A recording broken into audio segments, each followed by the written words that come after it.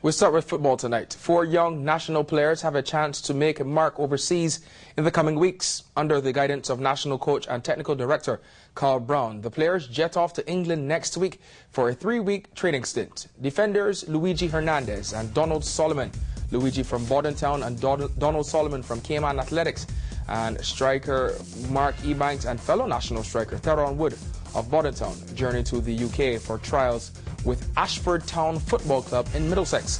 The club also has a strong academy and youth programs that the 4 national players will be part of. For Coach Brown, the plan is simple.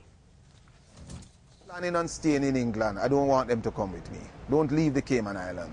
This is not a trip just for because you have been good guys. This is an opportunity that they need to be aware that they need to grab with both hands. It's not an opportunity that most Caribbean players are just going to be presented with. I believe that this is where these youngsters, once they get a foot in, I believe they are talented enough to go to the top, you know, and that's why I've really been working so hard at it. Ever since myself and the president went to England in March last year, this is something that we wanted to do.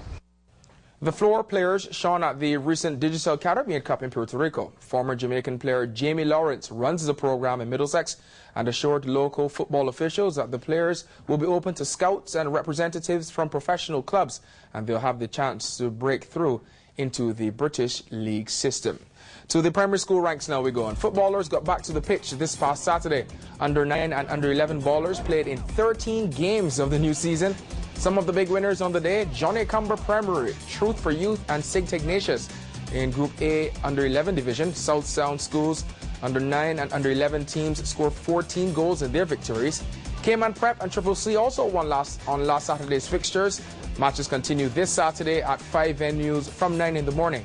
Games are at the Town Hall Field in West Bay, Savannah Primary, the Annex, St. Ignatius and Prospect. So go out and support the primary school footballers doing their thing. So tomorrow night is our final edition of Let's Talk Sports for 2010. And I want the public to help us determine the top 5 plays of the year. Just email us between tonight and tomorrow at sports@cayman27.com.ky. On the show tomorrow night, the Academy football team, the youngsters that went over to the USA Cup in Minnesota earlier this year and did so well. The under-17 girls football side that made it to the final round of World Cup qualifying. Coach Bobby McLaren joins us on the phone from Jamaica. Sprinters Sidonia Mothersill and Chantel Morrison, the president and the future of Cayman Islands Track and Field, will be in the studio as well. And national swim coach Dominic Ross and ace swimmer Sean Fraser. We're hoping to talk to him on the phone from Florida to talk about the year. So some of Cayman's top sports men and women will be on the show tomorrow night to discuss the year 2010 in sports.